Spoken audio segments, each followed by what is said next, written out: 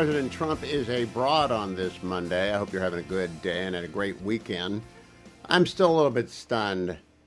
Browns fans, if you're listening, we've never seen a performance like that in our lives because Myles Garrett set the all-time record for sacks for a Cleveland Browns organization that goes back decades and decades and decades in a single game, 5 sacks. And they still got blown out by the New England Patriots. So I'm a little bit stunned, but other than that, we're looking forward. It's Halloween week. Everyone's kind of relaxing going into the fall. It's always kind of a fun week around schools and colleges. And people get ready for a big, long weekend and a lot of parties and trunk or treats and all the different things. But President Trump is abroad. And within the last 24 hours, he gave a presser on Air Force One. I want to bring you up to speed with what he had to say. First, cut number 2, the president on Air Force One. Our country is doing so well economically. It's doing so incredibly well. The Democrats should let it open. I guess they don't do that because it's doing so well. It's too bad. But on the macro scale, it's not having that kind of an effect. We just want people to get paid. We think it's very unfair. And how about the man that put up $130 million to make sure our military got paid? You won't tell him? I won't tell you. But this is a person that called me that said, "Sir, I'd like to make a contribution of any difference needed for the United States military." I said, "I don't know. That could be a big number." And we worked it out. It was about $130 million. And he wrote a check for $130 million because he's an unbelievable patriot. And that's what... That is kind of remarkable. And to whomever you are, thank you on behalf of all the troops out there. Cut number 3, President Trump talking about the Democrats who are keeping the government shut. The Democrats are stopping it. All they have to do is agree to let's go, and we're ready. And we voted for it many times. All we need is 5 Democrats. The Republicans vote for it, but we'll see what happens. But really, this is purely Democrat. They're doing some really bad things. I think they're lost souls. You know what that is? They are lost souls. Lost souls. They don't have any place to go. They don't know what to do. They're waiting. Actually, I think that they are waiting to see what the results of next Tuesday are. Does Mamdani win? Comrade Mamdani win in New York? Does Jack Ciattarelli win in New Jersey? That would be a huge upset win for the Republicans. They're supposed to lose both Virginia and New Jersey. Traditionally, whichever party has the White House is at a disadvantage in the first election after the presidential, which is in New York and Virginia. I don't know when that got started, but they're always the year after the governor's house, always the year after the presidential. And so Glenn Youngkin won 4 years ago and Joe Biden had won 5 years ago. And so Donald Trump won last year, and we're expecting Democrats to win in Virginia and New Jersey, but they're bland, absolutely automatons. They have no energy, no excitement, and they're running against... I've already voted for Winsome Sears, the lieutenant governor of Virginia, to be governor of Virginia. I've already voted for Jason Miyares to be attorney general. He is already attorney general. And Democrats are stuck with Abigail Spanberger, who is just an automaton. She froze, like Mr. Lincoln not working at Disneyland 30 years ago. They had to take him down, and they sent him away. I don't know if he ever has come back. But they're going to lose the attorney general's race because Jay Jones is a nut. But Abigail Spanberger, if you're watching on the Salem News Channel, you see her there. She was supposed to be, as they said on the commentary pod today, the resume gods love her.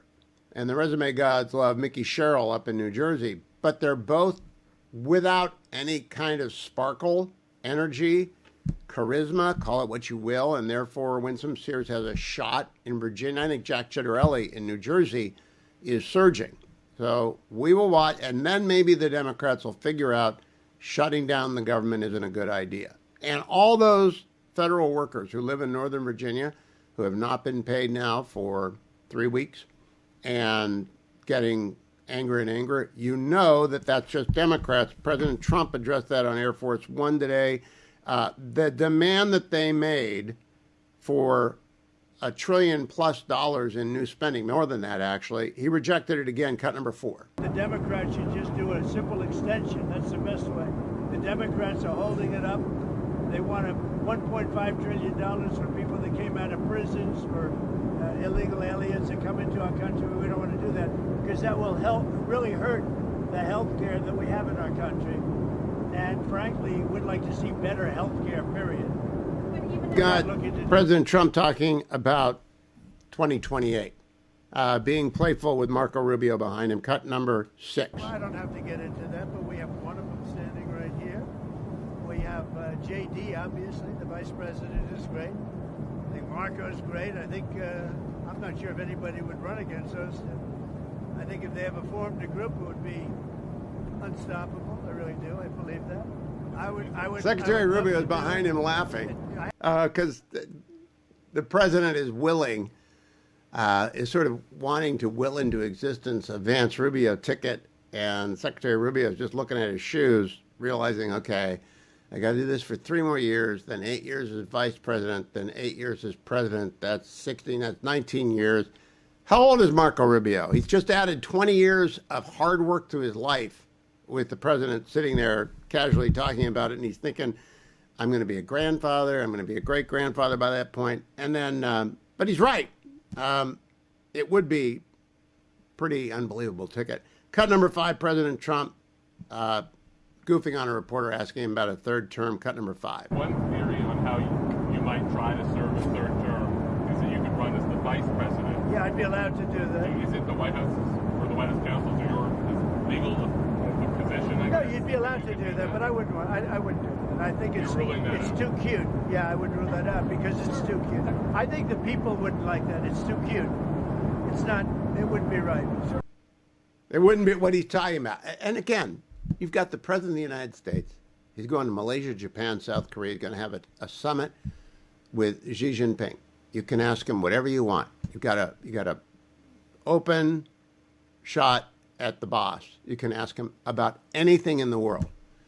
And he asks him about the ridiculous scenario that somebody else would run at the top of the ticket and he would be vice president, and then that person would resign, and would he do that? It's an absolute absurdity, and you've wasted your shot. The Hamilton musical has that wonderful song, I'm not going to miss my shot. Well, that reporter just missed their shot. And in order to do what? Ask a hypothetical that's not going to happen, and it's absurd, and the president also said it. Marco Rubio was standing behind the president. He had this to say about Israel and the continuing attacks on Israel. Cut number 7. You're talking about the strike against the Palestinian Jihad individual? Yes. Yeah, look, Israel didn't surrender its right to self-defense. Obviously, the ceasefire is based on obligations on both sides. By the way, we'd also like to see Hamas speed up the return of hostage bodies. We still have 13 hostages, 2 Americans included. But we don't view that as a violation of the ceasefire. They have a right. There's an imminent threat to Israel, and all the mediators agree with that. There is no doubt about it. If the Islamic Jihad or Hamas fire, or Hezbollah for that matter, or anybody fires on the Israeli defense forces, they're going to return fire, and neither Prime Minister Netanyahu nor President Trump is going to object. In fact, the former is going to order the latter, and the latter is going to order the IDF, and the latter is going to applaud. That's what's going to happen if it keeps up. Let me tell you about one of our wonderful sponsors, Conservative for Lower Health Care Costs. Conservative for Lower Health Care Costs are afraid of one thing, another pharma windfall. Big Pharma has, in fact, become quite the issue in New Jersey as Mickey Sherrill attempts to reclaim lost ground by attacking Big Pharma. Too bad Democrats did not give a second thought to loading up trillions of dollars of outlays on Big Pharma because of Obamacare 10 years ago. So Mickey Sherrill complaining about Big Pharma, kind of a joke. Democrats don't have any standing to object to the fact that Big Pharma has taken the American taxpayer to the cleaners over the last few years. But Conservatives for Lower Health Care Costs want you to join their effort to make sure it does not happen a 4th time. Happened with the original Obamacare bailout, happened with COVID-1, happened with COVID-2. Big Pharma got a lot of money. Now, the first time of the big dollars for Big Pharma that the Republicans presided over was for Operation Warp Speed, which worked, but that's not what this is. Now they're just looking for handouts. Go to pharmawindfall.com, pharmawindfall.com, and get the details. Don't forget as well, I'm in the Relief Factor studio.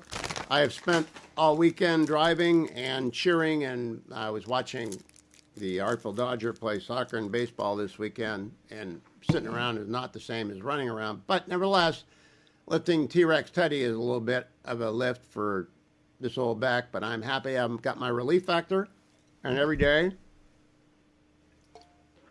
I take it, and every day I tell you, the Benefits of it are not to be underestimated until you've tried it. There's a 3-week starter pack for $19.95. That's less than $1 a day for 3 weeks. All you have to do is call 1-800, the number 4 and the word relief, 1-800-4-RELIEF, or go to their website and find that starter pack as well. Again, it's $19.95 for 3-week supply, and you can find that at relieffactor.com, relieffactor.com. A few weeks ago, I went to Connecticut to help out the Connecticut GOP. Met my next guest, Mike France, a former member of the Connecticut House of Delegates. He's going to run for Congress in the Congressional District number 2, I believe. I got that right, Mike? It's Congressional District 2? That is correct. Well, let's get a basic bio in front of people. Then we'll talk about the second CD, and then we'll talk about submarines, which Mike and I spent most of the evening talking about submarines. But tell us about yourself. My background, I started my career after high school, joined the Navy, served a 20-year career, began enlisted in submarines. After I earned my commission, I was a surface warfare officer for about 6 years, and then finished my career as an engineering duty officer, working in the submarine community, overhaul, repair, and then ultimately new construction. Since I retired 20 years ago, I've been a defense contractor, continuing to support the submarine industry and the nation. Now, electric. Go ahead, Mike. I interrupted you. Didn't mean to. No, so when I retired, I looked for how I could best serve my community, which started with the swim team because all my kids were swimmers, but then ultimately led to serving on my local town council for 3 years before serving the legislature for 8 years ahead of my runs for Congress. Now, Mike France, people think of Connecticut and they don't think defense industry, but electric boat means a lot to the state. How much does it mean to the state? It's huge. It is the largest employer in southeastern Connecticut and is a major supporter for the region economically. And it is also a major impact on the defense industry and our nation's security because of the submarines they produce. Now, what's your relationship with them? Do you work with Electric Boat, or are you in a different part of the defense world? I'm a different part of the defense world, but essentially the team that I'm a part of, once Electric Boat and Newport News finish construction and deliver the submarine to the Navy, we perform the combat systems testing that is part of the certification of the platform. Now, I'm going to come back to submarines in a second, but first let's talk about CD2. Can you win there? I mean, I think of Connecticut as sort of like California and Illinois, the lost land, New York. Is there a chance for the Republicans to get a seat back there? Absolutely. In fact, CD2 is the #1 district in the state of Connecticut. It is the most viable. We have done great work over the last 10 to 15 years to build the support for Republicans in eastern Connecticut. And we have built a base now in our runs for Congress where there is a belief that we can win, and we have demonstrated the success of that. In fact, what we've said in our campaigns is now coming true under the leadership of President Trump. So what is the website for Mike France? Mike France for Congress is the website. You go there, you can volunteer to be part of the team, make a contribution to help our winning message get broader support and broader reach across the district. Now, does there anyone pay attention to the Republicans in Connecticut? I'm on in Connecticut. I got great stations in Connecticut, but do other people pay attention to Republicans in Connecticut, local affiliates? They do. So our #1 voice in southeastern Connecticut is Lee Elsey on the Voice of Freedom on 94.9. You have Gary Byron up in the Talk of Connecticut, are two strong voices across eastern Connecticut that bring a message of common sense conservatism to Connecticut.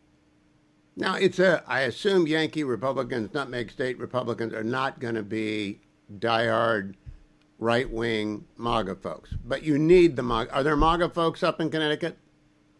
There are a substantial number of them, predominantly in eastern Connecticut, and they see the benefit of the policies that the Trump administration is putting in place, and the leadership that he has brought in during this administration is doing great work. And they see the success in that. So, Mike, now I want to go back to submarines. How big is Electric Boat now? How big can it become in order to meet the submarine needs of the United States, which are immense? They have roughly 25 to 26,000 employees employed by Electric Boat. They have, in fact, they just purchased one of the former malls in our region to expand their engineering and training network there. and so they're continuing to expand. We can see another several thousand people hired by Electric Boat to support the demand that we have for both new construction and modernization of our submarine fleet. Is there any place to expand the yards, though? I have been told repeatedly by the people in the shipbuilding industry, we don't have enough capacity to actually do AUKUS with Australia and the UK because we can't even supply our own repair and manufacturing needs for submarines. Is that the case? And if so, can we build more in Connecticut? The focus on that issue is relying on the maintenance side, and it is a decision that was made many years ago where our public shipyards are down to 4, and we don't have the capacity to do maintenance, which has brought that maintenance work into our new construction yards, basically taking away resources and manpower to support maintenance where they could be better used. In this case, the subject of AUKUS and the new construction fleet be used there. So I would focus on looking at opportunities to expand our maintenance work shipyards, and then that would free up the resources at Electric Boat and Newport News to be focused on new construction submarines, which would help us support the commitment we made to our ally in Australia. I hope we're from your lips to the people listening inside the Beltway. Mike France, I look forward to talking to you as we get closer. When is your primary, by the way? We have a convention in May of next year, and then the primary is in August. Okay, so we'll figure it out. We'll talk again before May, and good luck to you. I like meeting candidates in person. When they impress me, I bring them on so I can introduce them to the country. And Lieutenant Commander France is one of them. Good to talk to you, Mike. Thank you very much. I want to tell everyone out there that webroot.com is my sponsor, and webroot.com is going to be your best friend. Have you known anyone who's lost a cell phone or a computer or had them stolen, how panicked they are? First thing they want to do is remotely lock it down. Why is that? They're afraid someone will get into their stuff. All right? They're afraid that people will be inside of all of their stuff. And their credit cards, their savings accounts, their banking accounts, the email and data on their loved ones are just afraid of that. When they lose a cell phone or a computer, or a cell phone or a computer is stolen, they know right away all the danger that they're at. Do you realize that the same amount of danger is for anyone who has a computer or any kind of a device that is not protected by Webroot? Webroot.com/Hewitt. Webroot.com/Hewitt. That's 60% off for Webroot Total Protection right now, 60% off for a limited time. And I want you to think of your computer and your cell phone just sitting there benignly in front of you. I got mine right here if you're looking on camera. I got computers all over the place. All of them are vulnerable to not the super sleuths that you watch on Slow Horses, right? Or if you're a Mission Impossible fan. It doesn't take someone with that great skill set. It's not a super sleuthing thing. It's pretty easy for an unprotected computer to be hacked, and it's the same thing as if your computer or your phone was stolen. So if it was stolen, if it was absconded with in any way, wouldn't you wish you could get it back? Well, you can get back safety for your devices right now by going to webroot.com/Hewitt. You'll save 60% off. You'll be totally protected from as much as is possible, from malware, from phishing scams. You'll get all sorts of 24/7, 365 online, U.S.-based customer support. Go to webroot.com/Hewitt today. A couple of months ago, I got a new sponsor, Americans for Free Markets. Their website's pretty easy to remember, FOR Free Markets for freemarkets.com. They're all about debanking. And then it occurred to me, and it's been asked of me, what in the world is debanking? Do they take your money away? And I said, let's get an expert on. So Senator Pat Toomey is joining us, formerly senator from the great state of Pennsylvania, frequent guest on the show in the years that he was in office, for 12 years in the Senate. He was on the banking committee. Senator, welcome back. It's been a while, and it's good to see you again. Hey, Hugh, it's great to see you. It's great to be back. Thanks for having me. So let's start at the beginning. What is debanking? I can read the executive order, and I might read a couple of parts in a bit, but broadly speaking, for the Steelers fans out there, let's make it simple. What is debanking? Hey, Eagles fans too. Okay, just to be fair. Okay. But no, debanking has been very real, and the way I think about it is this really began in the Obama administration, as you recall very well. Obama was quite hostile to certain industries, the gun industry, fossil fuel industries. And somebody concocted a very devious idea, which is we can't pass legislation to inhibit or even ban some of these disfavored industries. So instead, what we'll do is we'll use regulatory powers, and specifically the power to regulate financial institutions, to put a lot of pressure on banks not to do business with companies in these disfavored industries. We called it Operation Choke Point under President Obama. Fortunately, President Trump was not interested in pursuing anything of that nature. But then when Joe Biden took office, he thought he'd revise it. This time it was crypto, which was the particularly disfavored industry. And Hugh, I led an effort as the ranking Republican on the Senate Banking Committee to defeat a nominee for Fed governor because this nominee was actively advocating that we use financial regulators to decide where capital should go and where it should not go. Terrible idea, completely inconsistent with the free economy, with a free society, with a representative form of government where decisions like that, if they're going to be made by government, they should be made by the accountable elected branches. But my point is, this effort over 2 different administrations was used to deny banking services, the government imposing pressure on regulators to deny banking services for disfavored industry. It's completely wrong.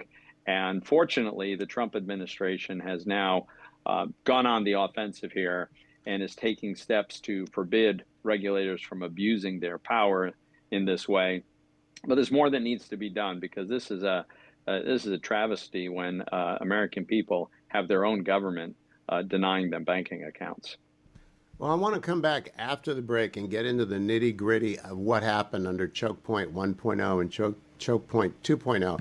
But first of all, how big of a problem was this? Because when President Trump began talking about debanking, sort of an urban mythy feel to it. Was it a real deal? Did it affect hundreds, thousands, tens of thousands of people? Who are we talking? What magnitude here? Yeah, it's hard to be precise about that because, of course, it's done under the radar. So I'm not sure exactly, but if you add up all the folks in the energy space, the folks in the gun space, and then the crypto industry, there were certainly in the thousands. And it's individuals, it was businesses, small businesses. It was probably many thousands, Hugh. I certainly don't have a precise number, but if let's keep in mind, if the government can do it and get away with it with a handful of industries, what's to stop them from doing it with more?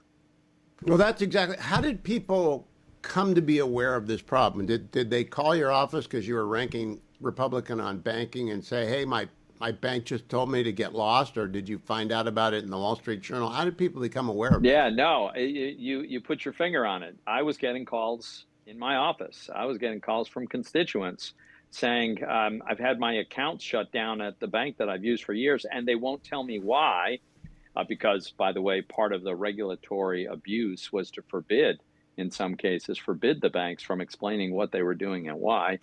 And then it started to become obvious when the pattern emerged that every such call was from one of a handful of industries. In the crypto world, it was very, very obvious during the Biden administration when even individual executives at substantial and really well-run crypto firms couldn't get a mortgage, couldn't get a checking account. When banks were saying, well, we're really sorry, we can't do your payroll for your company.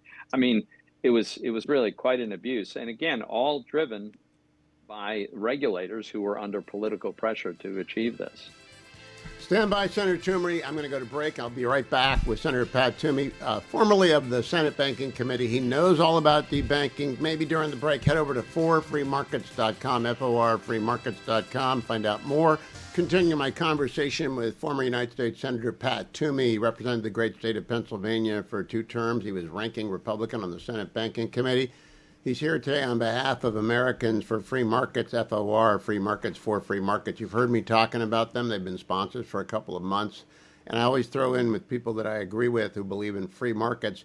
And we're talking about banking. Senator Toomey, which regulators were leaning on the banks to implement the Obama and the Biden agenda by denying financial services to disfavored industries? Well, during the Obama and Biden administration, it was probably several of them. I think the OCC in particular, the FDIC probably, and it's worth pointing out, Hugh, there was an insidious way that they went about this, which is during the course of reviewing the banks and opining on whether the banks were complying with all of the standards that they're supposed to be complying with, like their capital is adequate, they have sufficient liquidity, their management is functioning properly. All of those criteria are generally objective, but they put in a very subjective one, which they called reputational risk. Now, every business has to worry about its reputational risk, but it's up to the business to decide that. In this case, the regulators were clear to the banks that we're going to give you a bad grade on how you manage your reputational risk if you do business in one of these disfavored categories. That was the mechanism that they used to achieve the political aim that they were given. And that's why it's so important that we eliminate the ability of these regulators to misuse reputational risk as their mechanism for this kind of activity. That's what I want to drill down on. When I read about reputational risk as a regulatory tool, I immediately thought Bud Light was not aware of reputational risk a couple of years ago, right? That's what happens when you're unaware of reputational risk. But banking, the only way you get into trouble with banking, if you're a hot bank and you're running illegal transactions and you are laundering cash, that is reputational risk. So what were the regulators doing? Simply conjuring up reputational risk? Because I don't know who banks at my bank. I literally have no idea. Right. No, you're exactly right. So the Bud Light case is an excellent point. Somebody wasn't thinking very clearly about reputational risk, right? Right. But it is a fun, and so they should have to deal with the consequences. They made their decision and they have felt the consequences, as it should be. What no firm should have is the government deciding what constitutes your reputational risk. And so what the regulators were doing, this was a complete scam, Hugh. What the regulators were doing, there was no real basis for this. There was no real effect on banks' reputational risk. They were simply saying, we get to decide what constitutes reputational risk, and we're telling you that our decision is, if you bank people in the crypto industry, we think that's a bad management of your reputational risk, and we will ding you accordingly. So it was completely misused. It never should have been there. Regulators should be required to deal with objective reality, quantifiable measures, and reputational risk issues should be decided by the firms who are always concerned about their reputations. That's an insidious power to give the government, because it's as elastic as an accordion. A regulator can sit there and decide, if you bank Hugh Hewitt, we don't think your reputation is, you are causing us concern if you bank Hugh Hewitt, if he's got an account at your bank. That's infinitely flexible. I'm kind of astonished it's legal under any circumstance. I'm glad there's an executive order, but do they need to put a law on the books to guarantee that not happen in the future? The executive order is an excellent first step, because the executive order applies to the folks who are in the agencies under this administration. So that's great. But as you alluded to, at the end of this administration, another administration could come in and reverse the executive order. So absolutely, we need statutory legislation. And the good thing is, there's a very simple solution here. Senator Tim Scott, the chairman of the Banking Committee, has introduced legislation. It's called the Firm Act. And what it does is it simply forbids any regulators from considering reputational risk in their evaluation of the banks they regulate. They can continue, and then they must continue to evaluate based on the objective criteria like capitalization and liquidity and system security and things like that. But they can't use these amorphous, undefined, flexible terms that allow them to just have unlimited control of the banks. Last question, Senator Toomey, and thanks for the extra time today. Has the crypto industry sailed beyond the shoals now? Are they far enough out beyond the grasp of regulators and markets that they are free of the heavy hand of government? They've grown so much and become so well established that you would think so, but I never take that for granted. The most important safeguard the industry has, and therefore American consumers, is that there is statutory legislation that creates guardrails for how stablecoins will be regulated, how they can be issued, how they can be used. That's a very important first step. But now there is a really important second step, which is how these markets will function.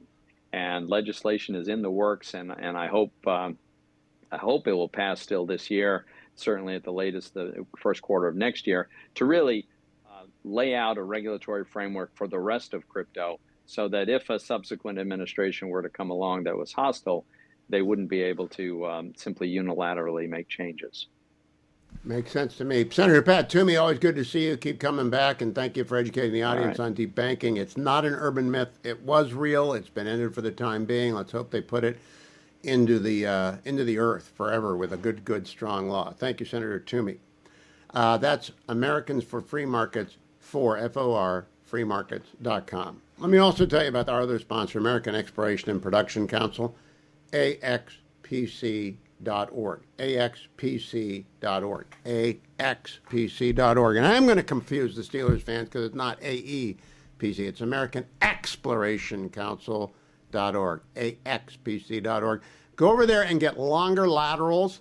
That's their fabulous podcast about energy production in America, oil and natural gas drilling, oil and natural gas transportation, pipelines, and from wellheads to your house. Drive down the price of heating your house. American Exploration Production Council is all about that. Head to axpc.org. That's axpc.org. I'm Hugh Hewitt, reminding you this is the last week that I'll be asking you to consider a donation, please, to the International Fellowship of Christians and Jews. Their banner is at the top of hughhewitt.com. I encourage you to go there and be as generous as possible. The end of the 2-year war is of great relief to every Israeli. The ceasefire is precarious, but it is a ceasefire. The reservist demobilization is underway. Life in Israel, I listened to a podcast this weekend in the north, has returned to near normal with more than 75% of the residents having returned to their homes. Almost that number in the south, where war had emptied out both the south and the north of Israel. They're back, and people are reopening businesses, and that is great. But the needs are so immense throughout the entire country that the IFCJ has stepped up and asking you to join them in making Israel's recovery quicker, faster, more effective. Every donation tax deductible. The banner is at the top of hughhewitt.com. Thank you in advance for your donation. Mike Johnson, Speaker of the House, gave a press conference today, and I like this cut a lot. I want you to hear it, cut number 13. The facts are so simple. And I'll give you Exhibit B as to why this is so true. On Friday, there was a little bit of a seismic shift in politics. All of you noticed it over the weekend. We saw our clearest sign yet that this radical insurgent movement in the Democrat Party is succeeding. And they are ending what has always been known as the Democrat Party in America. After a months-long pressure campaign from the far left, House Minority Leader Hakeem Jeffries finally relented. He gave in, and he gave his endorsement to the socialist running to be mayor of New York City. The House Democrats have chosen a side. They were forced to by that far left that they're so terrified of, and they've shown the world what they really believe. There is no longer a place for centrists and moderates in their party.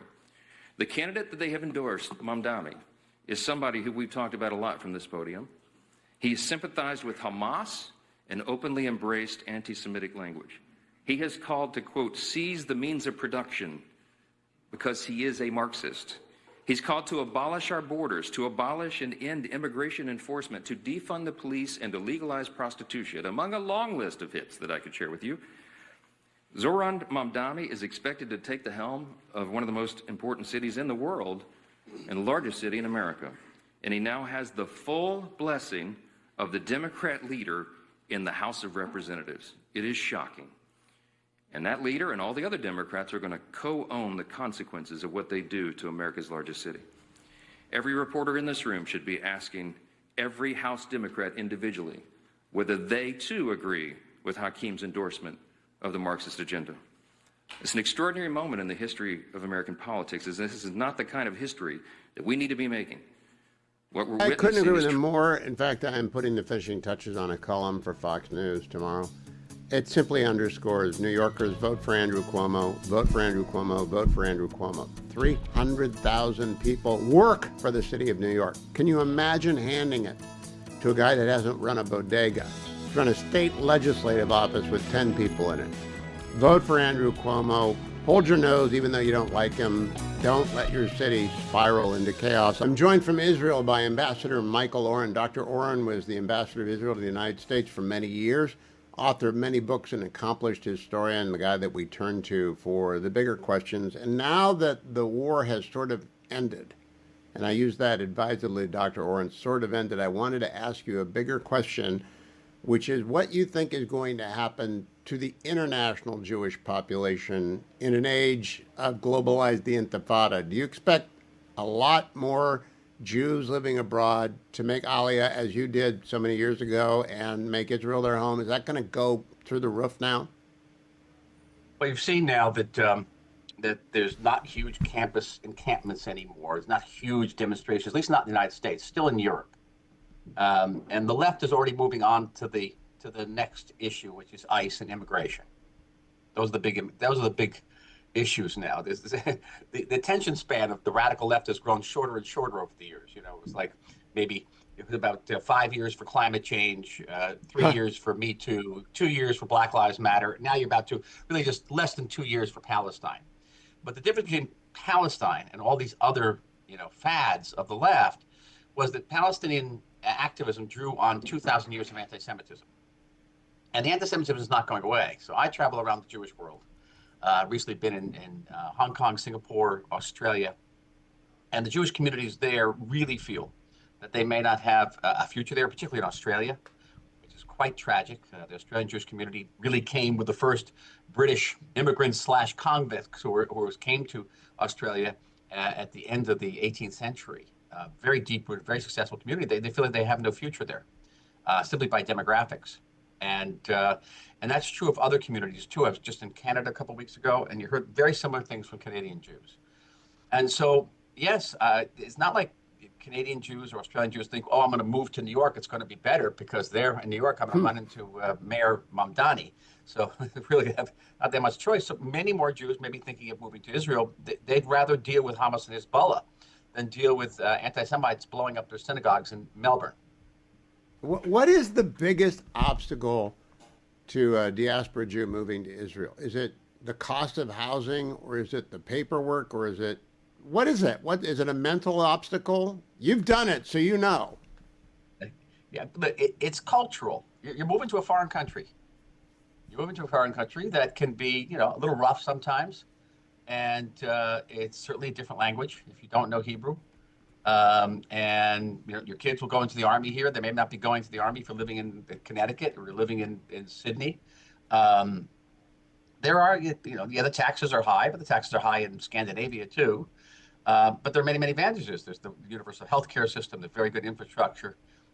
Universities, you get a class A university education for about $10,000 here. So you have these things, but it's difficult. It's a challenge, Hugh. It definitely is.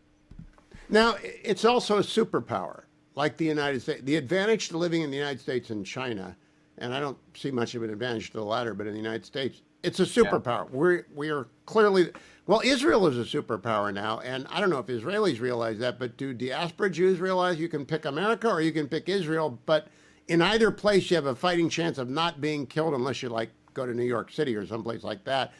Other places, I don't know if you can say that about. Yeah. What about London? Would you live in London now? No, I would definitely not live in London. I can't think of any place I'd rather live right here. I don't know if you saw this, but I wrote an open letter to New York Jews last week about the Mamdani election. No, tell me about it. And between 37 and 40% of New York Jews, according to polls, are going to vote for Mamdani. Wow. And I wanted to be very clear what it meant to vote for this man, for a Jew, for an American Jew. And to understand that this man wants to take everything you see behind me, my house, my family, my neighborhood, my city, my country, and erase it off the map. And he's not particularly choosy about the way that would happen. He's talking about globalizing the Intifada. What is the Intifada? It kills Jews. And I've never heard him say that Israel has the right certainly to exist or even the right to defend itself. And Well, what begins with denying the Jewish state the right to defend itself is going to end up being denying the right of American Jews to defend themselves. And I want to see what happens. Ambassador, what did you say? Did you say 37 to 40% are going to New York Jews are going to vote for Mamdani? Really? Yep. That's suicidal. I'm writing a column for Fox making a very basic argument, which is New York City's got 300,000 employees. 300,000 employees. And Mamdani has run an office of 10 people for 6 years. Can you imagine voting for someone to run an organization of 300,000 who's operated an operation of 10 for 6 years? It's insane. Well. You know, he's charismatic. He's well-spoken. He's promising a lot of free stuff to people, and people want free stuff. But, you know, quite apart from his socialism and his lack of experience, any experience to be the mayor of, you know, the most dynamic and powerful city on earth, you know, is the hatefulness toward Jews, hateful toward Israel. This is totally central to his worldview. It's not peripheral. He cut his teeth. He said, I became politically active through Students for Justice of Palestine. It is what he's about. Does he care about, you know, Russia invading Ukraine? No. Does he care about 1 million Muslims being put in concentration camps in China? No. Right? Does he care about oppression elsewhere in the Muslim world? How about the Taliban and women? Right? Does he care about that? No. He cares about one thing and one thing only, and that is the Jewish state, the world's only Jewish state. And he was raised by a radical father. His father is a radical. I have done a little reading on his dad's work, and so, like father, like son, they will vote for that. Let me go back to Israel, though, for a moment. In terms of looking forward, does it feel like peace to you and to your neighbors? Does it feel like you can exhale? I'm smiling because this is about the 5th or 6th time I've been asked that question today, including by Israelis, by the way. And it is probably it's a fact. It's the most frequently asked question here. Does it feel like peace? It feels like relief, great relief. I would say vast relief for the return of the hostages. But there are still hostages who haven't been returned. Deceased hostages, but they haven't been returned. And those families are under exquisite pain. And there are tremendous, you know, unknowns. We don't know whether the United States can move toward the next phase of the 20 points, disarming Hamas, how that would be done. We're in a rather unique situation where we have American soldiers on our soil together with troops from some very sometimes hostile countries like France and Spain. Spain's been an anti-Semitic country. We've got troops from Spain here and Jordan who are actually monitoring the IDF. So it's the first time it's ever happened in our history. And we don't know quite what the ramifications of this are yet. So I heard Nadav Eyal tell Dan Senor that more than 90% of Israelis have returned to their homes in the north, and about 75% of Israelis who were displaced by the initial invasion in the south have returned to their homes. When I say, does it feel like peace, I'm really asking, is Israel back to the Israel I visited a couple of times and you can go from north to south and not really worry about anything and just enjoy a remarkable land? Is that back? Yes. That is back. That is back. The cafes are full. We're waiting for the tourists to come back. We're already starting to get tourists back. It just happened just literally within a week. International airlines are renewing their flights to and from Tel Aviv. All of that is yes. And Israel today is more secure than it's probably ever been.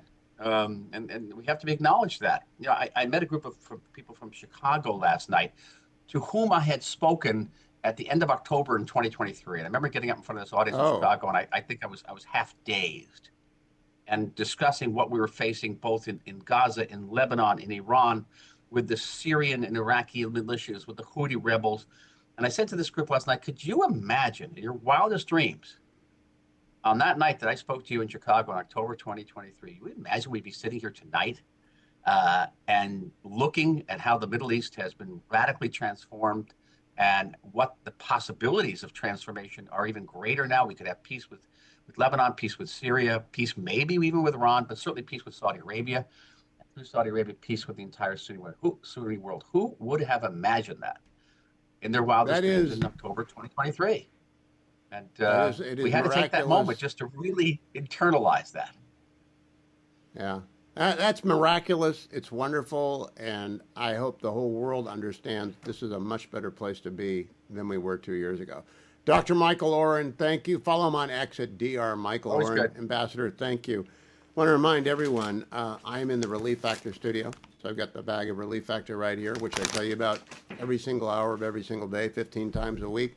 Why do I do it 15 times a week? It's not just because we want new people to try it. We want people who've already got it in their house to keep taking it. There is great benefit to maintaining the levels of Icarian, curcumin, resveratrol, and omega in your body. Helps your body's entire health system, but most importantly, your anti-inflammatory system. So if you've ordered in the past, don't let it sit on the shelf. Put it out next to your coffee pot or next to your toothbrush and take it every day like I do in the first hour of the program. If you watch on the Salem News Channel, you see me take it. Just remember, it does work. Call 1-800, the number 4, and the word relief. If you're someone who finally has decided they're going to try it, 1-800, the number 4, and the word relief, or find the starter pack for $19.95, less than $1 a day at their website, relieffactor.com, relieffactor.com. About the strike against the Palestinian Jihad individual? Yes. Yeah, look, Israel didn't surrender its right to self-defense. Obviously, the ceasefire is based on obligations on both sides. By the way, we'd also like to see Hamas speed up the return of hostage bodies. We still have 13 hostages, 2 Americans included. But we don't view that as a violation of the ceasefire. They have a right. There's an imminent threat to Israel, and all the mediators agree with that. Welcome back, America. I'm Hugh Hewitt. That was Secretary of State Marco Rubio. Next to President Trump on Air Force One, I'm joined by Senator Tom Cotton of Arkansas. He is chairman of the Senate Intelligence Committee, on which he served for many years with Secretary Rubio. He's also the chair of the Republican Conference in the Senate, making him the third-ranking Republican in the Senate. Senator Cotton, good Monday to you. What do you make of how Hamas is either complying with or defying the terms of the agreement that Donald Trump put into place? I mean, Hugh, from best I can tell, they're doing as little as possible to try to present a facade of compliance. So President Trump and Prime Minister Netanyahu don't allow the IDF to go back in guns blazing. And as the president has said, he doesn't have much patience for it. So he wants all the remaining, the outstanding remains of the deceased hostages to be returned promptly. And he's going to insist that Hamas disarm and be no part of the governance of Gaza. And I think anything short of that, you're going to see heightened IDF operations inside Gaza. Now, the security force that is supposed to assemble, like Avengers Assemble, has been variously described as being Turks, Qataris, Emiratis, with a dash of Americans and Spaniards thrown in. What's your understanding of what this force is going to be and where they're going to deploy? Well, first off, Hugh, I don't believe it would include American forces. Israel, almost alone in the world, certainly in that region, has never asked America to put our troops on the ground to support any of their operations. They fight their own fights. Now, we might have some presence inside of Israel proper as a coordinating and logistical cell. I believe we have a couple hundred troops there performing that mission already, but I don't expect any American combat troops to be inside of Gaza at any point. Hugh, I would say I have measured operations for such an international force, just considered what the international force in southern Lebanon has done over the last 20 years, largely allowed Hezbollah to build up its own militia, as it created itself as almost a state within a state until Israel devastated Hezbollah's leadership last year. Now, that's not to say you might not have some kind of international force under the auspices of the United Nations, say, providing static defenses at critical sites like food distribution warehouses or hospitals or other key infrastructure. But I find it far-fetched to believe that such an international force would ever go out and actively disarm Hamas's fairly well-armed remnants. I think that is going to be left to the Israeli Defense Forces, just as it kind of has been in South Lebanon for the last 20 years. Now, if Turkey gets involved, can you give us your assessment of that? Because I've been to Istanbul a couple of times, but I really don't know much about Turkey other than the secular promise of the post-World War I Turkey has been sort of forfeited by President Erdogan. It's become sort of an Islamist country with Muslim Brotherhood ties. Are they Are they an ally you would trust to keep the peace? Well, Hugh, it's not really so much a question of whether you or I would trust them to keep the peace. It's a matter of whether Israel, acting to its elected government, would trust them to keep the peace. And as you heard Secretary Rubio say over the weekend, any forces inside of Gaza have to be from a nation that Israel would support and wouldn't cause discomfort with Israel. So ultimately, that's a question I would say for Israel to decide primarily among which nations are willing to commit troops. And I know that voices inside the Israeli government have already expressed misgivings about the prospect of having Turkish troops inside of Gaza. Turkey, like Qatar, is really one of the two nations in the Middle East that still largely subscribes to the Muslim Brotherhood ideology. Most other Arab nations have not just moved beyond it, but have actively tried to eliminate the influence of that terrorist group inside of their countries. So I understand why Turkey would have misgivings, but in the end, of course, it's not up to you and me. It's really up to the government of Israel. Well put. When I was younger, Turkey was our favorite friend in the Middle East after the fall of the Shah, and they were a NATO ally, and they were a democratic state, and they're still a democratic state, but Erdogan plays hardball, and he's arrested a lot of his people. How do you feel about them being in NATO long term? Are you still confident of their reliability as part of the NATO alliance? Well, they provide a lot of advantages to NATO. Of course, they have the second largest military after our own. They're on the southern shore of the Black Sea, which is key terrain, especially as long as Russia continues its unprovoked war of aggression inside of Ukraine. But there's also no question that they've been a difficult ally at times. And over the last 25 years or so, as President Erdogan and his party has been in power, it's made for some tough times. But I do think on balance, we're probably better to keep them inside of NATO than not have them inside of NATO. Again, I wish they would be better partners on many matters, but they've been pretty good partners on a lot of different things over the years. And I think as a whole, the security situation in both Europe and the Middle East is probably better with Turkey remaining a NATO ally. So what is the Erdogan vision for Turkey, if you have any guesstimates on that? I don't know if you've been able to go there on a Codel or not, but do you have a good idea of how you would articulate what his ambition is for that country? Because it is so important. I've been there before. It's been many years. Again, I do think that the government has trended away from the secularism of modern Turkey over the last 25 years as President Erdogan and his party has been in power. At the same time, he also wants to be part of the Western world. That's why he's in NATO. That's why he's pursued membership in the European Union in the past. That's why he's been helpful in various ways to Europe and to Ukraine during Russia's war inside of Ukraine. It would be better, though, if the government of Turkey, like the government of Qatar, would completely cast out brotherhood ideology, as so many of our other Arab friends in the region have. All right, last question has to do with the obvious, the shutdown. I have no hope that it will reopen this week until after the elections of next week, and only then if they get a jolt, Democrats get a jolt. What's your expectation now, Senator Cotton? Well, Hugh, regrettably, you may be right. The Democrats are still scared to death of their radical left-wing base. That's why the government is closed. It has nothing to do with health care. That's just a pretext that Chuck Schumer lit upon because he was scared of his radical left-wing base and, frankly, scared for his own hide and Alexandria Ocasio-Cortez challenging him. But the hardships are genuinely beginning to pile up, Hugh. The Trump administration has done what they can within the limits of the law and uncommitted funds to try to minimize that, for instance, by finding the money to pay our troops last week. But pretty soon, those uncommitted funds will run out, and legal authority cannot be stretched any further. You're going to see our troops not being paid, federal employees missing a second paycheck, almost 250,000 Arkansans who depend on the food stamp program or the Women, Infants, and Children's program to provide food for their table. I was just in Clarksville, Arkansas last week, and I heard from teachers who are worried about what it means for needy families with students in their classes, or a National Guardsman who's very worried about his next paycheck and his troops' next paycheck. So these hardships are going to start getting much more severe, and the Democrats shouldn't be using them as quote-unquote leverage, which is what a senior House Democrat called them last week. We don't think needy families and our troops are leverage. We think that's a problem that we could promptly solve if the Democrats would just come to their senses.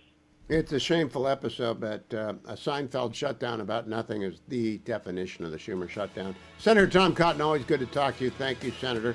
Talk to you again next week. Don't go anywhere, America, except over to the HughHewitt.com.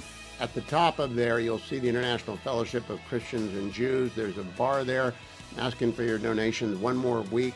Every dollar is tax deductible, and they go right to Israel for the IFCJ. to help those struggling after the war of 2 years' length. I have a suggestion for you. Some of you are already making plans to get your Thanksgiving decorations out. Some of you already have the fall festivities begun, Halloween sort of the starter gun for the celebratory season of the year, right through January 2. Even a little bit farther if we count on Ohio State marching to the National College Football Championship, it'll go longer. Of course, some people take it all the way to the Super Bowl, but it begins this weekend. There's a great way to make holiday gatherings happier, especially Thanksgiving. It's with Jan Gennara's book, Turning Small Talk into Big Talk. Turning Small Talk into Big Talk is a very well-known now bestseller. It was an Amazon staff pick, a Barnes & Noble bestseller, Porchlight's #4 best-selling business book, national bestseller by Publishers Weekly, and it's an unforgettable book. It teaches you how to have a conversation worth having. Now, you can live on small talk your whole life, but especially when family and friends get together beginning this weekend through the end of the holidays, but especially at Thanksgiving, don't miss the opportunity to turn small talk into big talk. The way to do that is with Jan's book. Go to jansbooks.com, jansbooks.com, jansbooks.com. Or if you can remember, Turning Small Talk into Big Talk, and that's a pretty easy title to remember, Turning Small Talk into Big Talk. Go over to Amazon and put it in, and remember my friend Jan, I'll get him on the show this week or next just to remind people of how to set up well for Thanksgiving. But go and put more than a delicious meal in front of your friends and family. Put important, provocative questions that don't blow up the conversation, but guide the conversation to a place that everyone leaves saying, boy, that was different. That was fun. That was good. That's what you want, and that's what you'll get with Turning Small Talk into Big Talk from Jan Gennara, a great sponsor of our show. You'll hear from him. He's been on for years and years and years. Happiest guest I have, and laughs more than any other guest that I have. jansbooks.com, jansbooks.com. Let me also remind you that I have Consumer Cellular available for you who want to go out and make a switch and save money every day. Look, inflation came in at 3% last week. That was lower than expected, so the feds are going to cut rates. That's great. Doesn't mean you have to be indifferent to saving money. Save money with Consumer Cellular by going to consumercellular.com/Hugh.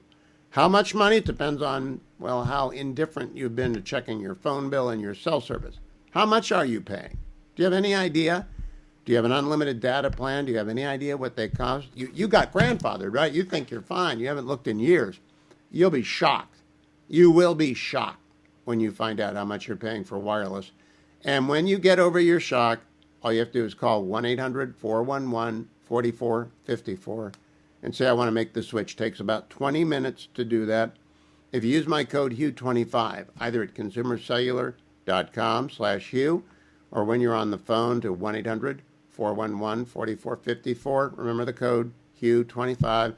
That's another $5 off your first 5 invoices from Consumer Cellular. And if you're over 50, they are the cell phone company for you. They are the data company for you. Because if you're over 50, you get 2 lines, unlimited data for $60 a month. And that is as good as you're going to get. No fancy pretend deals, no fake savings, the real deal savings. Especially if you're over 50. Call Consumer Cellular today at 1-800-411-4454. Just don't forget to say Hugh25 in the code. Now I want to go back to the cuts I've got here because Bill de Blasio, the last completely abject failed mayor of New York, was on Morning Joe this morning and said this, cut number 11. Free bus. And who runs that? The city of New York runs it just like we run so many other services. And the bottom line here is think about the free buses again. Free buses has been proven to work in many parts of the country. Where? I'll get you a list of cities, but the bottom line is. Where? Does anyone out there have free buses? We have empty buses in Orange County, California. Generalissimo, do you notice that there's no one ever on the Orange County buses? Have you noticed that? There's just nobody on them. You should do a Dwayne's World. There is very few people that ride the buses. You could tape a Dwayne's World on an Orange County bus. But they're not free, right? No, they are not free. No, so they're empty, but they're not free. Imagine, do you think they'll fill up they were free? People don't take them for a reason. They're not free because somebody's going to pay for them. Yeah, someone has to pay for everything, from the insurance to the tires to the drivers. The drivers aren't going to work for free. The tire company, it's just the silliest doggone idea. Someone is going to pay for them, whether or not they're full of people or not. I just like Scarborough saying, where? Well, I have to get a list for you. Oh, I'll get you a list. I'll look for that list tomorrow. You? Possibly. Have you made a decision yet? No, I have not. But you say in your book, I'm not done. That is correct. I am not done. I have lived my entire career a life of service. And that is a gift of all gifts for commentators everywhere, including Vic Mattis, who is the weekend editor, culture and arts editor at the Washington Free Beacon, co-host of the Getting Hammered podcast, which used to be twice weekly, then became weekly, then became monthly. Now it's a quarterly. And we're trying to get electroshock therapy into it because my wife is complaining, Vic. What do you think about Kamala promising she's not done yet? Well, she has her pride. There's no doubt about that. Like any politician, she is not going to go quietly into the night, Hugh. The problem is the polls are not going in her direction. If you look at any of these poll numbers for the Democratic base, she kind of represents that establishment, and a retread, it's something that they've seen before. They want something different, even if it means a democratic socialist like Zoran Mamdani. They do not want Kamala Harris, but sometimes you have to find out the hard way. It's the gift that keeps on giving, certainly for Republicans. I believe in that BBC interview, by the way, she was also told that she's polling lower than Dwayne "The Rock" Johnson. And I believe her response was, I don't pay attention to polls. And I think she's telling the truth. I think that's absolutely it. I think she's polling lower than Dwayne, our producer. Vic, before I go to the serious stuff about Gotham, are you having a Halloween party at the Free Beacon? Do you guys do that at the Free Beacon? No. We don't do a Halloween party here. We used to play a joke, and this goes back to my Weekly Standard days, where the new person who starts work, or the new kids who start work, we tell them, oh, don't forget, it's Halloween. You got to dress up in your costume. Go full out. We all get dressed up. Oh, that's mean. That's mean, but that's funny. All right, so now let me get to this here. I just filed a column for Fox News tomorrow, and the headline is, Which Way, Gotham? But I looked up first whether or not Gotham is okay for New York City, and AI tells me this. As an editor, would you okay that headline? I'd let one reference pass. I mean, Big Apple is obviously the easier one to do, but you know, I recognize a Batman reference. That's fine. You could say that. Okay, so Which Way, Gotham? Are they really going to do this? I did the numbers today. New York City employs 300,000 people. The state of New York employs 144,000 people. The average state legislator office is 10 people. So Zoran Mamdani has run 10 people for 6 years. Think he's ready to run New York? Yeah.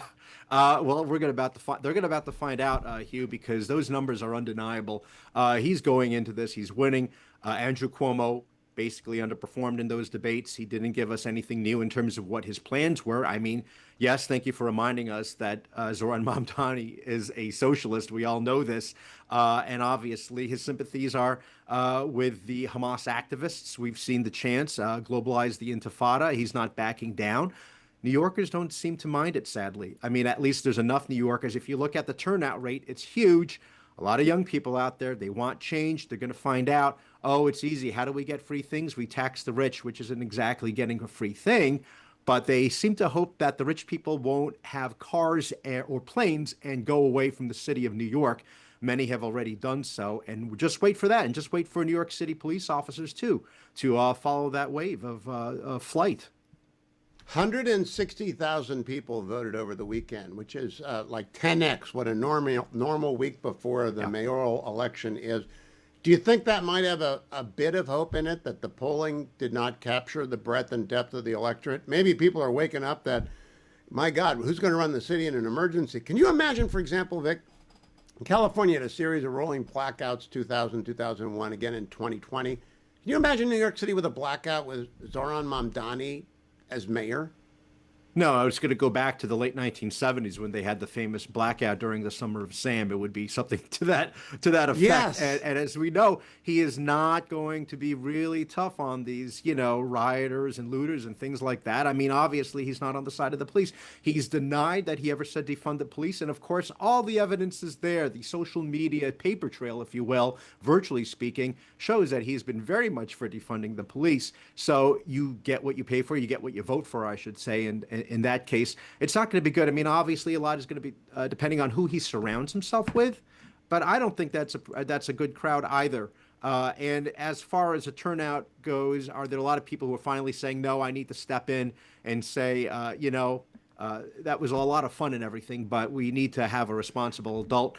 I don't know. I don't know how many people obviously are going to be voting for Cuomo or for Curtis Sliwa, people who care about the city, and for Katz. That's what he's going to represent. He's still in it. He's not backing down.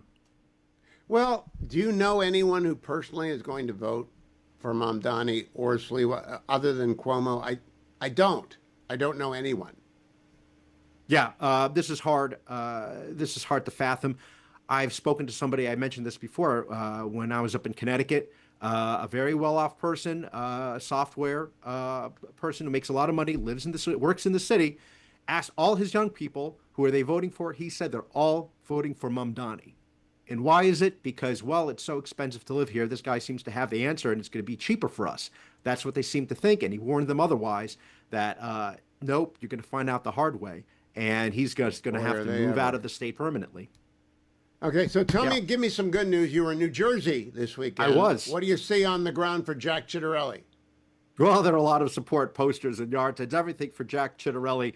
Every now and then you see something for Mikey Sherrill, but certainly not in Ocean County, where all of largely the Jewish councils and the Jewish population in Ocean County and Monmouth, particularly in the Orthodox areas such as Lakewood and North Toms River, strongly for Jack Ciattarelli. Again, I apologize for mispronouncing his name the last time we spoke about him, Hugh. And if you ever get a chance, by the way, to speak to him before the election, you need to ask him the all-important question when it comes to New Jersey's favorite cold cut. Does he refer to it as Taylor ham or pork roll? That'll determine whether or not he has my support. The answer is pork roll. I actually don't know the background of this etymological debate. Is it a significant debate in New Jersey? It is North versus South, Hugh, and the people from the South, like where I'm from, it's very much a pork roll issue, not Taylor ham. And then the other important thing, of course, is his plan for utility bills to get more seriously, obviously. Property taxes are going to be hard to take down for any candidate, but when you talk about utilities, you got to bring back the fossil fuels in cooperation with alternatives, not solely alternative. Oh, that's not nearly as much fun as Taylor ham versus pork roll? Is that... Pork roll. Pork roll's the way to go. I've never had either of those, so I got to figure out what this is all. So I will be doing research, America. I will be diving deep into the pork roll Taylor ham debate. Follow Vic over at Victorino Mattis on X, and when the next Getting Hammered appears, Scott Bessent, who is the Secretary of the Treasury, was on Meet the Press yesterday with Kristen Welker, had this to say very bluntly to the Democrats. Cut number 8. What can we do? What can we do for this desperate act? That we can call on them to change their minds, because I can tell you the 1.5 trillion in spending that they're calling for, that's not on the table. We inherited a mess.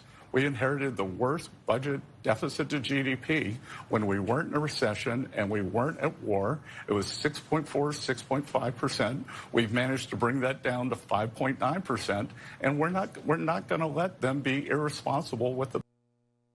That is a remarkable feat for 10 months, but they've got to get it to 3% of GDP, and Scott Bessent has said that before. Secretary of Transportation Sean Duffy, similarly blunt yesterday on Mornings with Maria on Fox with Maria Bartiromo, cut number 9. If I don't feel like I have enough controllers or enough controllers that are focused, we will slow down traffic. We will stop traffic. And that's why you see the delays in the system. And the job number one is, again, get people to where they're going safely. And if it's not on time, well, call the Democrats. Call Chuck Schumer if you're frustrated that you have a staffing shortage and your flight's 3 hours delayed or your flight is canceled. Call Chuck. Call Senate Democrats, because this is the reason why. It is the reason why. And if you are not getting paid in Northern Virginia, don't vote for Abigail Spanberger. Do not do it. I mean, don't reward the inane, I won't use any other word, the inane antics of Democrats. Don't reward them by voting for any Democrat anywhere in Virginia, New Jersey, or New York City next week, except Andrew Cuomo, because the alternative is chaos. Finally, John Fetterman, Democrat, Senator, Pennsylvania. Dave McCormick, Republican Senator from Pennsylvania, the Keystone State, most important state in America's election. The Democrat and the Republican went out together on the Senate steps, cut number 10. Here we are in Washington, D.C., and it is shut down. But now here, it's both Pennsylvania's voice here in the U.S. Senate, even though we are in a different party. And we both want to talk about why we believe it's so important to reopen this government. 23 days, 12 votes. Senator Fetterman and I have both voted to open up the government. We agree on that 100%. It's really starting to hurt Pennsylvania. And Pennsylvanians, air traffic controllers, border patrol, and also 2 million recipients of SNAP. We've got to get the government open. That's our main responsibility. And I'd say that regardless of what party's in the majority. So I think our votes are about country over party at this point. And now we have 2 million Pennsylvanians that rely on SNAP. That's going to stop. And now you can now reopen this government and have an earnest conversation about extending those tax credits. We know we're going to participate in this process. That's why we both vote to open up our government. We're in a different party. We're on the same team for Pennsylvania and our nation. Pennsylvanians expect it. Pennsylvanians deserve it. The Supplemental Nutrition Assistance Program feeds poor people. It's food for poor people. And Democrats have bankrupted it. They've run it into the ground. It's not working. So that means poor people are not getting food. Well done, Democrats. Well played. Joined by Admiral Mark Montgomery to start this hour, retired United States Navy. Admiral, welcome. I want to talk to you about the summit that is coming up this week, probably that's going to happen between President Trump and General Secretary Xi. What, if anything, do you want to see in any statement that comes out of that?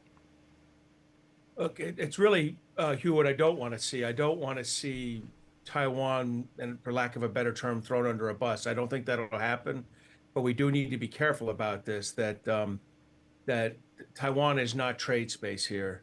Taiwan is a partner. They're key to our economic success in the future. They're a bellwether for Japan and Korea about how we treat our Asian partners and allies. So very important that Taiwan not be trade space in this summit. Can you expand on what you mean by trade space? Is it something that we trade away? Is that what you're talking about in exchange for, say, the... Yeah, exactly. You got it. The idea that somehow it's that the president would come out of it saying that I proactively he removes some strategic ambiguity that says that we don't support Taiwan independence or something, or that he says or somehow that he agrees to limit the amount of U.S. arms sales. I don't think that's where this president is. That doesn't mean all his staffers aren't that way. So I want to make sure that the Taiwan is treated as an important critical ally of ours going forward. Now that, if it were to become a centerpiece of this meeting, would almost certainly wreck trade negotiations, wouldn't it? If Donald Trump stood strong for Taiwan, wouldn't that almost certainly derail trade easing? So yes, exactly. So it's key. You need to just keep it off the docket. I mean, that's what we've done historically. That's what we did in the last, in Trump 45. I think we need to just keep the issue off the docket, keep the issue on proper access for U.S. firms in China, proper protections for intellectual property and for the legality of U.S. firms operating in China. Neither of which, as you know, they don't run a transparent rules-based system there. And then he can talk about the tariffs, what tariffs he's willing to apply and not apply. I would hope he also brings up the purchase of Russian oil. I don't think we're going to get any movement out of China on this, but it should be a reminder to them that we're unhappy with the way they abet Vladimir Putin's execution of the illegal war in Ukraine. So, Admiral, when General Secretary Xi says to President Trump, You know, you're blowing up boats in the Caribbean and the Pacific, and that's fine. That's your near waters. Why are you trying to tell us not to take over the Taiwan Strait? What's the answer there? Yeah, well, that's why you're a lawyer. Those are good questions. I will tell you, I'm concerned about that because we historically have been taking a fairly restrained approach to the use of power in international waters like this, and we're not right now. Look, I'm sure the president can justify what he's doing. I think what the president might say is he might turn and say, this cocaine from Colombia and Venezuela bothers me a little. The fentanyl from Mexico and China bothers me a lot. I would just turn around and say, what are you doing to turn off fentanyl coming to my country? Because that's what's killed 400,000 or 500,000 Americans over the last 7 years. I think the United States, I think the President Trump, who's quick on his feet, could easily turn that discussion into a discussion of Chinese malfeasance and lack of action on fentanyl. I'm glad you brought that up, is how I would do it. Yeah, I think you're exactly right. I'm glad you brought that up because I don't want to blow up boats, but they're your boats by extended length of arm reach. Admiral, what do you make of sending a carrier and all this surface warfare fleet down near Venezuela? What is that all about? So I have to put this in a really big perspective. I understand why we do this is performative. We are demonstrating to Maduro your days are numbered. And I have to believe that Maduro's like checking out flight, how far his personal can go, where's refueling stops he might be able to hit on the way to Russia. He's got a problem. He's not Assad in Syria with a quick flight up to Moscow. It's a long way to a friend for him. So, and I'm not sure Cuba is where I'd want to go if I were him. So with that said, I get the performative part of it. What worries me is the readiness part, Hugh, and I would say this equally about the extra aircraft carriers, ships, aircraft squadrons, and Army missile defense stuff that we had to put into the Middle East after October 7th. We just completed 2 years of heavy burn for the Navy, Air Force particularly, but also for Army missile defenders in the Middle East. That's going to have an impact, that 2 years, for the next 3 to 4 years of military readiness, our forces' ability to surge into a China scenario. Is that because of the missiles that we ran through? Is that because we went through our inventory? I wasn't even thinking about that, Hugh. You're right. The Red Sea expenditure, we literally expended in 1 year, 1 year worth of standard missile procurement that was intended to get us healthy for China. We expended it against the Houthis. That's a great add-on. And what I would say is burning readiness in the Caribbean with an aircraft carrier strike group whose missions can be handled by other assets is not what I would do, but I wasn't elected president. And so, that's his call. Now, today, because I read defense news, I know of two things. One, the Nimitz had twin tragedies. No one was killed. We lost a jet. We lost a helicopter. Have you been reading about that? That's really wild on the same day. Stuff happens in big boats when they're at sea, but on the same day. What does your antenna think about? Because you commanded a strike force. What do you think about when that happens? First, you're right. First thing I think is thank God all 5 aviators survived that, and that's a big deal. That's a lucky day, frankly, to have 5 aviators go in the water and all 5 get out. Bethany Mandel is the co-founder of the Mom Wars. That's on Substack, of course, themomwars.substack.com. She's always my go-to guest on family issues and things like that, but because she is an Orthodox Jew, she lives in Maryland, but I'm going to ask her anyway. Are any of your friends leaving for Israel, Bethany? Anyone from New York saying, that's it, I'm going to Israel? A better question would be which of your friends are not going to Israel? Oh, that really? would help me narrow it down. Yeah. Is it really that widespread? Yeah, no, from our neighborhood here, we lost 3 or 4 families this year. And it's pretty bad. I asked Michael Oren about this in the show second hour today, and he began by saying, too soon to tell, but he sure wouldn't stay in London or Australia. He mentioned Australia specifically. Yeah. How common is this in the United States? The United States I think of as not being outside of New York City particularly hostile for everyday Jewish life, but it is in New York City. It's going to get worse after next Tuesday. Yeah, no, it's scary, especially for New Yorkers. Most of us who came over, like our families who came over in like the 1880s, 1900s or so, were fleeing pogroms in Eastern Europe, and everyone sort of landed and stayed in New York City. New York is the most Jewish city in the world, more than Tel Aviv. There are more Jews in New York than anywhere else. And I don't think that that's going to be the case if Mamdani wins, which he seems poised to do. It's a really scary time to be Jewish. I mean, we're also on the anniversary of the Tree of Life attack in the Pennsylvania area. I think it was 8 years ago now. Yep. Pittsburgh. Thank you. I knew it was Pennsylvania, and I blanked on which city. And I know people who moved to Israel after that attack. But I think that things are going to get pretty dire, especially as we've seen the rise of anti-Semitism on the far left and on the far right. Do you and Seth talk about it at all? I mean, are you candidates for leaving? Well, we're going to be spending a month and a half there. Oh, really? Yeah, we're leaving in 3 weeks. We're gonna spend a month and a half and just see how it feels.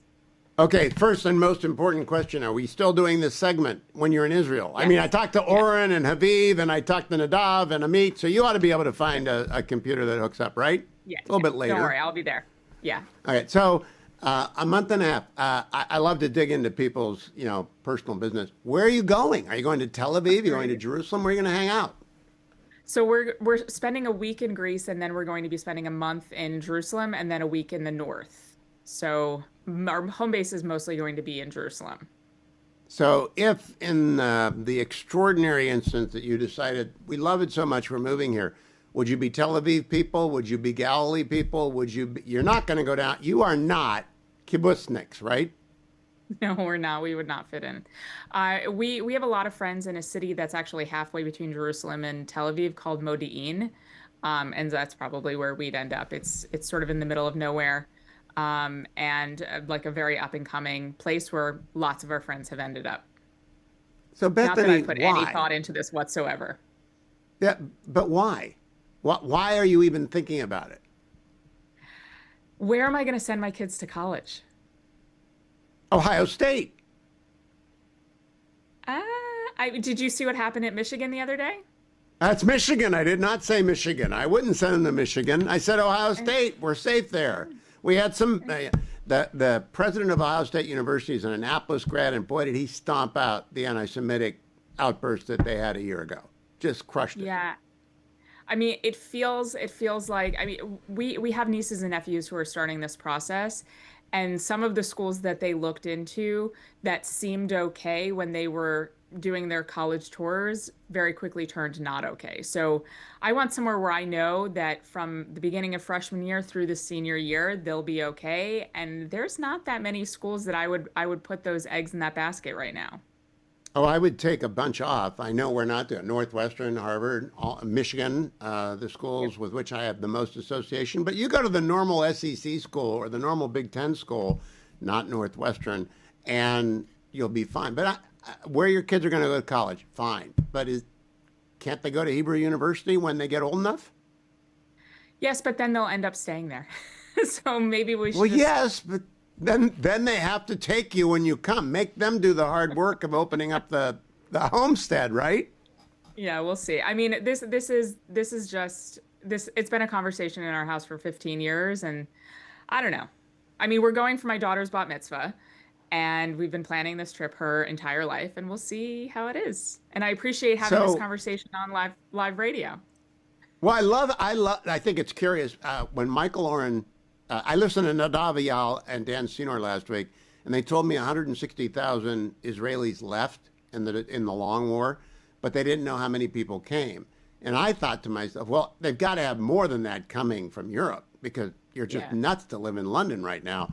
But then I began to think, I wonder how many American Jews are thinking, I've had it, I'm done. And did Zionism start out with we get every Jew, everyone come here, or did it start, the United States and Israel divide them?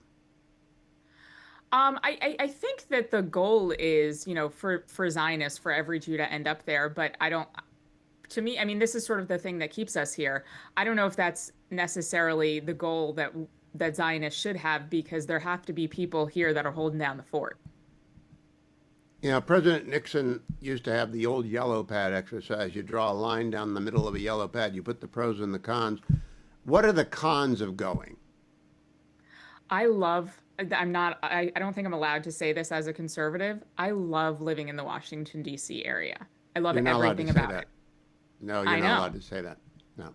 By the way, I Smithsonian's could need to not open disagree already. with you more. I Really? don't know what this says about you and me. I hate living in the Beltway. Really. I'd love to go anywhere because of the Beltway culture, but you like it. So that's a real... We don't have the Beltway culture here. We have lovely hiking spots, the Smithsonian's, Mount Vernon. There's so much to do here. The weather is ideal. It's never too cold. Too hot is fine, but never too cold. And there's so much to do.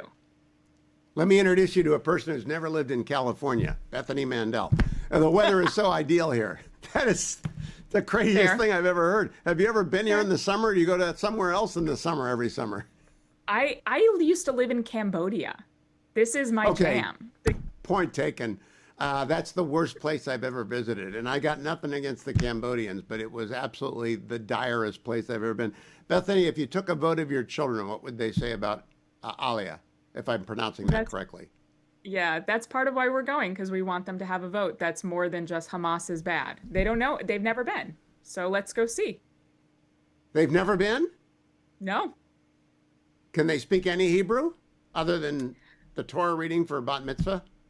I don't think so. I have had them enrolled in Hebrew classes for several years. I don't think they got anything. How's your Hebrew? It's okay. I can understand TV. I can understand conversation. Seth's is awful. I don't think they have the heavy metal scene there that he wants either. But okay, Bethany, we're going to track on this from Israel. We're going to keep a list every day, every week. I'm programming in advance. Pro and con of each week. What looks good and what looks bad during your sojourn. Safe travels ahead for the Mandels. I'll be right back. Thank you, Bethany. I'll be right back, America. Follow her at Bethany Shondark and go to the momwars.substack.com. I was just making a note because we got Christmas card photo to pick out, and that's on the agenda tonight. And if you're picking out a Christmas card photo and you're in my business, that's all you have to do, send Christmas cards. But some of you are out there and you have clients and you have people that at Christmas time, you end up putting off the decision and not really thinking it through, and then you regret. I know this because I ran law firms for 25 plus years. And I know that you take care of clients, the ones you love, at the holidays. And the holiday season starts officially on Friday with Halloween, goes all the way through the end of the year. And many of you are wondering, what am I going to get for my best clients? And some of you only have one of those. Some of you have 5 of those. Some of you have none of them, right? You don't have to worry about client care.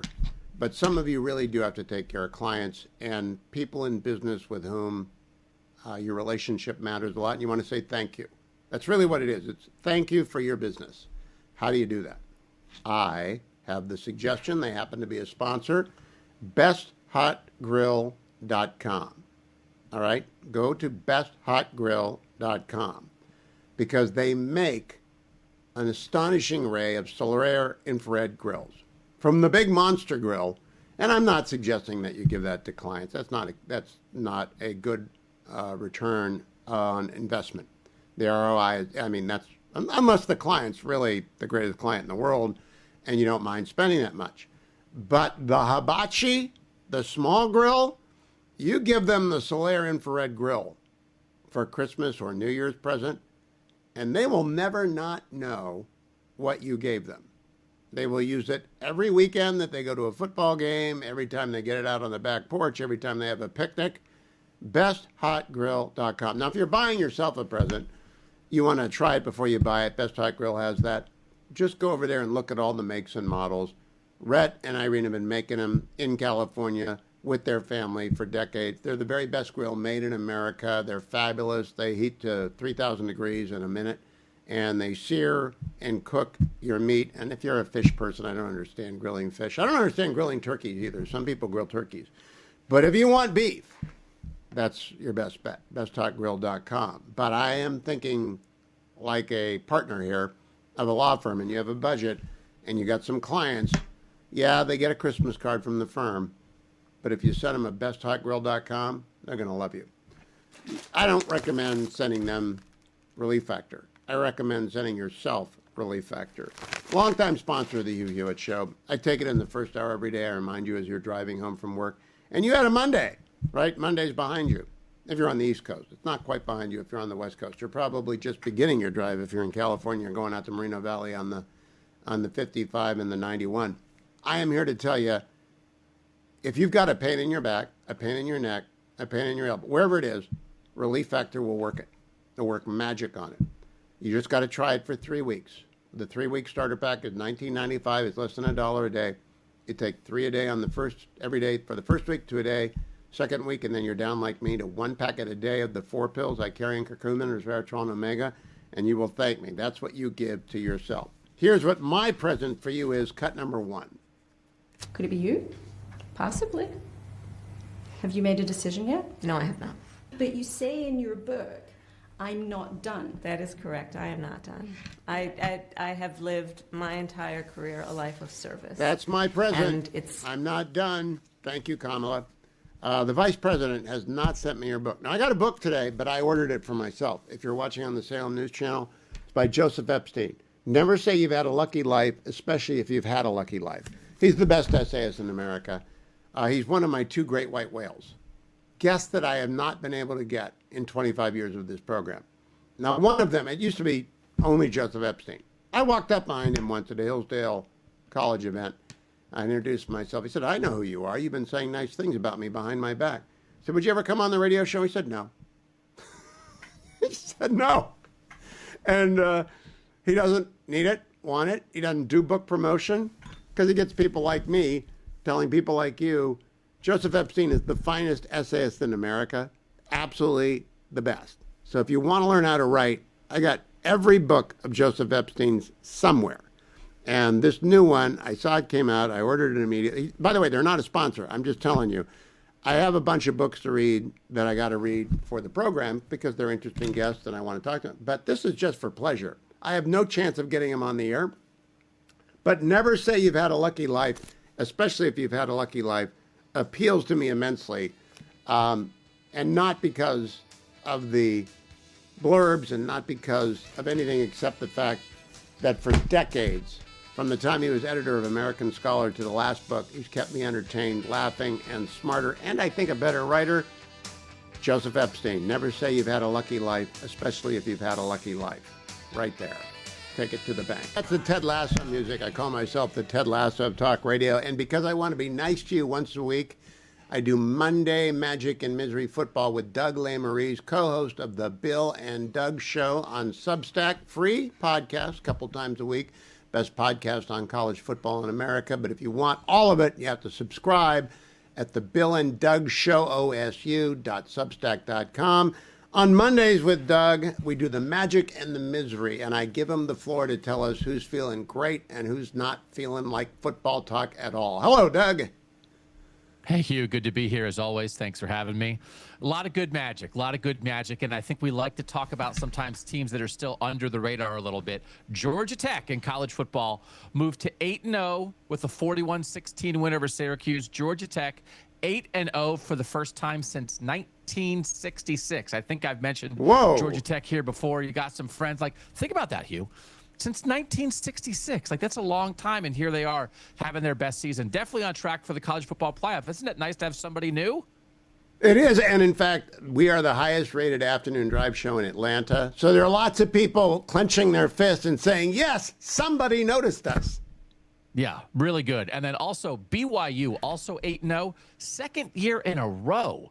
BYU is 8-0. And just want to shout out maybe the most underrated coach in college football, Kalani Sitake, the head coach at BYU, former player at BYU. This is his 10th season there. They lost their quarterback in the offseason. They're starting a true freshman at quarterback. Kalani Sitake is a tremendous program builder and coach. Congratulations to the Cougars being 8-0. They beat Iowa State this weekend. And then magic in the NFL certainly comes with a lot of sadness with this Magic, Hugh. And you may have heard the news over the weekend that Nick Mangold, former New York Jets center, former Ohio State center, passed away at the age of 41.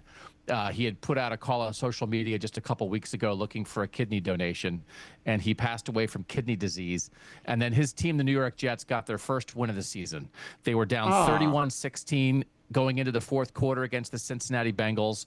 They beat the Bengals 39-38 in Ohio, not far from where Nick grew up, near the Dayton area in Ohio. And the Jets, of course, led by another Ohio State grad in Justin Fields. So a lot of Nick Mangold, an all-time great Buckeye, an all-time great New York Jet, and his team got him a win. And just such a tragic thing for everybody who knows Nick. I actually got to know that family pretty well. His sister, Holly, was an Olympic weightlifter. I covered the 2012 London Olympics, Hugh. You have this great football player, and his sister is a weightlifter at the Olympics. The whole Mangold family went to that. It was just like a great American moment for that family. His sister could bench press him. That would be amazing. Where are they from?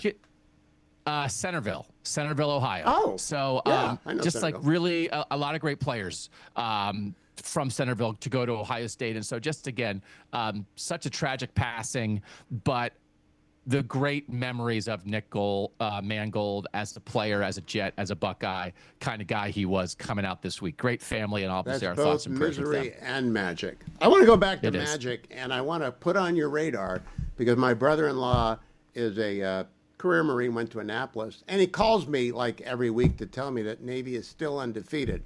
Now they're playing a real schedule, so they got to go beat the Irish, and they got to go play, I think, Memphis. And maybe Florida Atlantic. I'm not sure. They got 3 real teams. They can't do that, can they? They almost did it last year. So 7-0 Navy. They are atop the American Athletic Conference. There's going to be one of those teams from those smaller conferences, Hugh, that make the college football playoff. It could be Navy. They get North Texas this week, and then they are at Notre Dame the following week, South Florida and Memphis before the Army game. They got a lot of tough ones left. That's a good conference, Hugh, but like, isn't it cool when Navy and Army and Air Force are good? So this is like, obviously they have that style of play. They're going to run the ball. They're going to be really physical. But we understand that these are young men who are going to go on and serve in our armed forces. They're not just there to play football. I've had the privilege to go to Annapolis and talk to some of these players in the past. And these are guys who really love the game of football, then also want to serve their country. So like everybody, America's team, we talk about America's team. How can you get more of America's team than Army and Navy? Navy's legit. Like Navy's been legit. And so for Navy to be at 7-0, that you're not being told wrong, Hugh. They're for real. We're talking about 3 fan bases. 3 fan bases that couldn't be more different. BYU fans are all in every weekend, year in, year out, whether they're good or not. Navy fan base, all in, week out. They're like Buckeye fan base. What about Georgia Tech? Do they have a fan base? I mean, they're a serious engineering school. They got the varsity across the street, the greatest hot dog place in America, but other than the hot dog shop. Does Georgia Tech have a fan base? Yeah, it's hard sometimes, I think, when you're in a city, when you're in a pro city, right? Because you're competing with those professional teams in Atlanta. So I don't know. I know they get fired up. They have that year-end game with Georgia. Hewitt went 9 overtimes last year. And you're looking at that again, that Georgia Tech-Georgia rivalry. They will end the season against each other in the regular season again this year. That's going to be another huge game because Georgia's in the top 5. They only have 1 loss. Like, that could be a top 10 game between those teams. So I think it's one of those things. When your team's good, you get fired up. But that rivalry in the state of Georgia is up there with almost any rivalry you can find. All right, and a completely out of left field question, Doug. You kind of taught me more about the gambling side of this by virtue of Tishu being on your program. Are you shocked by the NBA thing? Are you as alarmed? I did winners and losers Friday night on Brett Baer's show. Yeah. I did the losers colleges because every college athletic director got their head in their hands worried about their marginal athlete taking a dive. Yeah, it's really hard, Hugh, because I can remember when this was getting legalized a couple years ago and trying to figure out how is this going to work. I don't know that any of us knew that it had to be guaranteed that it's just going to be in your phone and that you can bet on anything in many, many, many states 24 hours a day. And you can bet on game results. You can bet on player results. And I do think there is a way for gambling to be legal, but perhaps the structure of it to change. And I know you some said people on Friday, get rid of the prop bets on. I've told everyone that. I want to wrap up today's program by reminding you it's the last week I'm going to ask you to contribute to the International Fellowship of Christians and Jews who've been sponsoring a month-long effort to bring people to the assistance of the post-war recovery in Israel. From the resilience centers they have stood up to the food centers they are running, indeed even soup kitchens in some place. It's a long war for a small country, and they have not only weathered it, they've emerged a global superpower at the other side of it. Here's the founder, Yael Eckstein. The International Fellowship of Christians and Jews is both the largest nonprofit in Israel, the most effective nonprofit in Israel, and we also come with the added message, Christians around the world stand with you. And on top of distributing that life-saving aid, the message of the silenced majority of Christians who love Israel, yet their voice is not getting out, we are getting that voice out on your behalf. So please be as generous as you can. It's all tax deductible. Head over to hughhewitt.com. The banner is at the top for 4 more days, and we appreciate everything that you do for them every single day. I want to go to Speaker Johnson today on Capitol Hill, cut number 14. Which leads us to point number 4. The Democrats have now openly admitted, and you all had to cover it last week, that they're using the pain of the American people as their leverage. That was the number 2 ranked Democrat in the House, the Democrat, the minority whip, who said that, acknowledged it in an interview, that this is leverage. And Chuck Schumer himself boasted that every day of the shutdown gets better for us. That's his now infamous quote that he wishes he had not said out loud. But you know what they're doing and why. Why are they demanding these things? Why is point number 3 so essential to them? Why would they do this? Because it's unprecedented, as we've noticed. And reminded you all, they voted for CRs every time it was possible in their lives, as recently as March of this year. But they're doing it to appease their far-left Marxist base. That's the headline. That's why. That's why we're all in this mess. That's why the American people are suffering pain, because the Democrats are more afraid of the Marxist in their base than they are of hardworking Americans. The remarkable part about that is the idea that the Democratic Party would be avowedly Marxist in significant part, if not a majority, a significant part would be avowedly Marxist, is astonishing to anyone who, like me, grew up in the shadow of the Soviet Union. Now, China is far away, and not a lot of Americans who are not of Chinese descent know much about China, so they don't understand the nightmare that is Marxism in China, totalitarian Marxism. But they should know what history tells. It never works. It always brings suffering and woe in its wake. And I have a column tomorrow, Which Way Gotham, at Fox News. I can't believe they're going to do that. But what Mike Johnson said, that is exactly why we don't have a federal government providing services.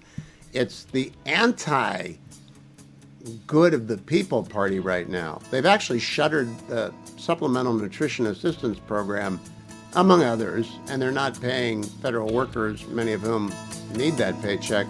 It's an astonishing time in American politics, and we'll continue to cover it tomorrow.